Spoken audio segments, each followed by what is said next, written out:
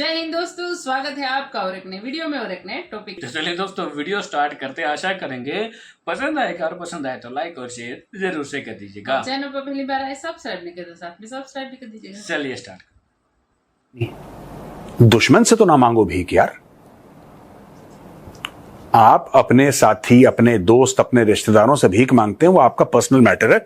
हम नहीं कहते कि आप मांगो ना मांगो, लेकिन आप दुश्मनों से भी भीख मांगते हैं। हमसे बात कर लो, हमसे बात कर लो, प्लीज सर हमसे बात कर, एक बार तो बात कर लो सर, कोई बात नहीं। ये उस टाइप के हैं। इस आकदार को सस्ती तिजारत सिर्फ भारत से ही क्यों नजर आती है? लगारी साहब, वाकईतन भारत से ही सस्ती तिजारत मुमकिन है और सरमायाकार भी यही चाहते हैं, कोई दूसरा मुल्क नहीं। इंडिया वगैरह हमें बहुत ज़्यादा सपोर्ट कर सकते हैं क्योंकि ज़राअत के अंदर वो हमसे भी बहुत अच्छे हैं। वो एक तो पैदावार बहुत अच्छी ले रहे हैं और दूसरा वो कि सस्ती भी हैं चीज़ें।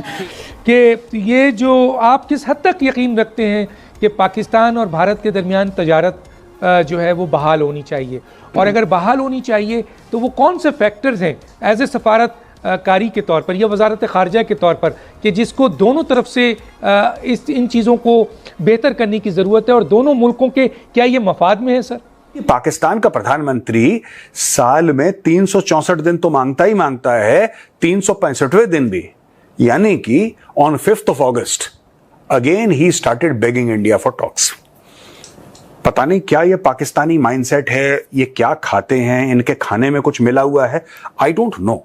मुझे नहीं बात समझ में आती कि आप भीख क्यों मांगते हैं इतनी। देखिए, ये कोई आसान काम नहीं है। अगस्त 2019 के बाद काफ़ी हद तक मामला ख़राब हो चुके हैं जो कि ठीक हो सकते थे, और अगर वो ऑन ट्रैक रहते हमारा हमसाया मुल्क तो, लेकिन बदकिस्मती ये है कि उसका जो पॉजिटिव जो जवाब आने के, मैंने कहा था हम कलेक्टिवली फैसला करेंगे। सो वी हैव टू सी कि मोदी जो है वो किस हद तक अपना डोमेस्टिक प्रेशर जो है वो उसको अवॉइड कर सकते हैं और पाकिस्तान का स्टैंड या पाकिस्तान की एक्सेप्टेंस जो है उसको वो पॉजिटिवली देखेंगे। लेकिन जय हिंद दोस्तों, उधर बांग्लादेश में मुस्लिम कट्टरपंथियों ने पूरा बांग्लादेश को ही बर्बाद करके रखा हुआ है। दूसरी तरफ पहले से ही बर्बाद देश पाकिस्तान, जिसको मुस्लिम कट्टरपंथियों ने ही बर्बाद किया है, वहाँ की सूरत हाल अब ये है कि पाकिस्तान के प्रधानमंत्री शहबाज शरीफ ने कहा है कि हम अपने सभी पड़ोसी देशों से चाहते हैं अच्छे रिश्ते। ठीक है, उन्होंने ये भी कहा कि हम कश्मीर इशू से भी बात करने के लिए तैयार हैं, लेकिन जब इनको कौन बताए कि कश्मीर का तो कोई इशू ही नहीं है, इशू तो गिलगित बाल्टिस्तान और पीओके का है, उसको सॉल्व करना है। ठीक है, गिलगित बाल्टिस्तान और पीओके कब दे रहे हो, इस पर बात करेगा भारत। पीओके तो हमारा अभिन्न हिस्सा है, गिलगित कब दे रहे हो, वो भी कश्मीर का ही अभिन्न हिस्सा है। ठीक है, तो इस पर बात करनी चाहिए और ये सारी चीज़ें हल करनी चाहिए, तभी भारत के साथ हमारा मित्रतापूर्ण रिश्ते और जो कहते हो ना कि हम ट्रेड तिजारत खोलेंगे तभी तिजारत होगी, वरना फिर भारत का सामान तुम दुबई के रास्ते अपने देश मंगाओ। भारत कोई चीज़ 100 रुपये में दुबई को बेचेगा, यूएई को, यूएई वही चीज़ उठा के 150 में पाकिस्तान को बेच देगा। तो पाकिस्तान चाहता है कि हम वही चीज़ 100 रुपये में भारत से डायरेक्ट खरीद लें, भारत कहता है हम नहीं बेच रहे तुम्हें।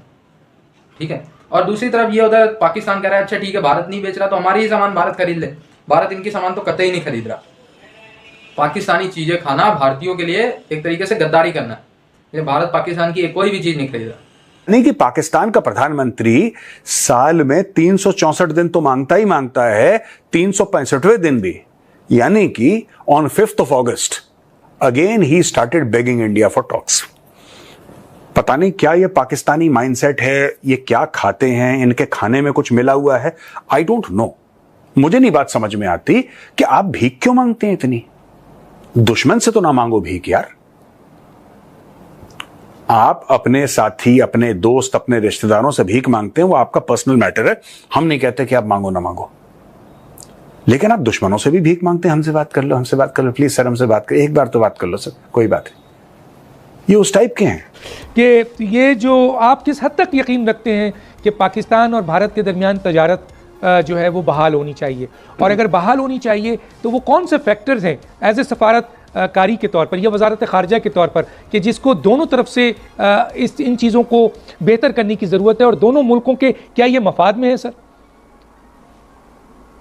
देखिए डॉक्टर साहब, ये सवाल मुझे 2 महीने पहले लंदन में करीबन किया गया था, ग्लोबल मीडिया मौजूद था, और मैंने उनको बड़ी ऑनेस्टी के साथ ये बताया था कि हमारे जो बिजनेस हाउसेस हैं, जो हमारे चेंबर्स हैं, उनमें से कई लोग, मैं सबको नहीं कह रहा, वो ये टाइम एंड अगेन, मैं प्रेसिडेंट लाहौर चैम्बर भी रहा हूँ आज से अल्हम्दुलिल्लाह 32 साल पहले, मुझे पता है कि business community how they think, तो वो बार बार ये कहते हैं कि चीज़ें तो वहाँ से आती हैं लेकिन आती हैं वाया दुबई, आती हैं वाया सिंगापुर, आती हैं वाया चाइना, और उसमें फ्रेट और ट्रांसशिपमेंट्स इन्वॉल्व होती है और वो महंगी चीज़ें पड़ती हैं पाकिस्तान में आके। अल्टीमेट तो कंज्यूमर को चीज़ें वो मिलती है और वो पे करता है। तो जाहिर है कि बिजनेसमैन जो एक्स्ट्रा फ्रेट दे रहे हो अपनी जेब से तो नहीं दे रहा।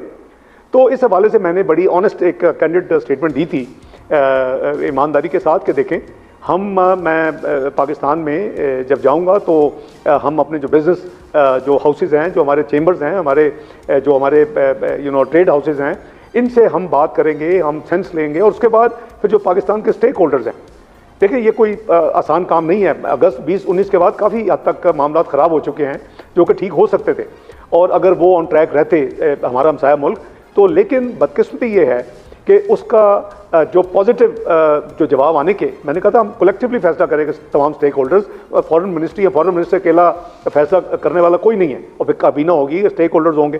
तो बदकिस्मती से जो वहाँ इलेक्शन रेटोरिक है इस वक्त हमसाया मुल्क में, वो बड़ा मैं समझता हूँ कि अनफॉर्चुनेट है, वो कंडेम्पचुअस है, वो तौहीन अमेज़ है।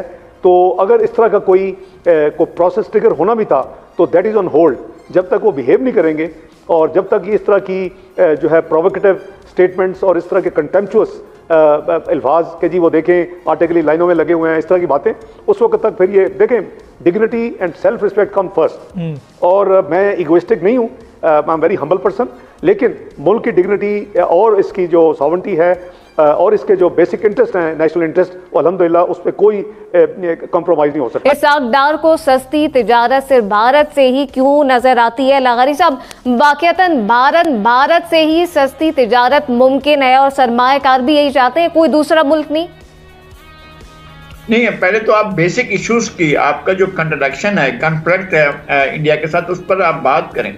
कम अज कम अपने लोगों को एतमाद मिले, अपने इदारों को एतमाद मिले। आप सिक्योरिटी पाकिस्तान का जो सिक्योरिटी का इदारा है उसके साथ बात करें कि जनाब ये मामलात हैं, आपकी जो भी दीगर पॉलिटिकल एलाइज हैं उनके साथ बात करें, उनके साथ बैठ कर कहें कि जनाब ये मामलात हैं, हम इस तरह से चाहते हैं कि इंडिया के साथ ये मौजूदा हमारे इख्तलाफात हैं, हमारा कश्मीर का इशू है, हमारा सरकरी का इशू है, हमारा पानी का इशू है, हमारे दीगर इशूज़ हैं, इन इशूज़ के होते हुए क्या हम ऐसा कर सकते हैं कि उसके साथ बायलैटरल ट्रेड के बारे में गुफ्तगू करें। इसके बारे में आपको अपनी पार्लियामेंट से, आपको अपनी पॉलिटिकल पार्टियों से, आपको पाकिस्तान की एस्टैब्लिशमेंट से, पाकिस्तान के ताकत के मराकज़ से, तमाम इदारों से बात करनी पड़ेगी। अगर आपने ये कर ली है, ये प्रैक्टिस कर ली है और उनसे एतमाद हासिल कर लिया तो गो अहेड, आप जाएं और करें ये कारोबार।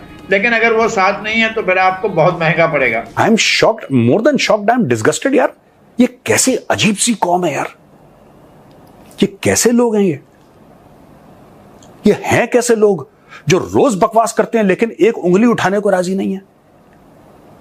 ये ऐसी कौम है जो डंकी मार के सऊदी अरेबिया पहुंच जाती है भीख मांगने के लिए, इराक पहुंच जाती है भीख मांगने के लिए, ठीक है, ये कनाडा पहुंच जाती है चोरी से, ये यूरोप के और मुख्तलिफ शहरों में पहुंच जाती है चोरी से, ये दुनिया में हर जगह चोरी से पहुंच जाती है। ये इतने बड़े चोर हैं, इतने बड़े खुदगर्ज हैं, इतने बड़े फ्रॉडियां हैं कि जो इनके मुसलमान भाई। थैंक यू दोस्तों, वीडियो को यहाँ तक देखने के लिए दोस्तों यहाँ पे समाप्त करेंगे, आपसे विदाई लेंगे, मिलेंगे और अपनी वीडियो में आपके साथ। टिल देन, जय हिंद, जय भारत।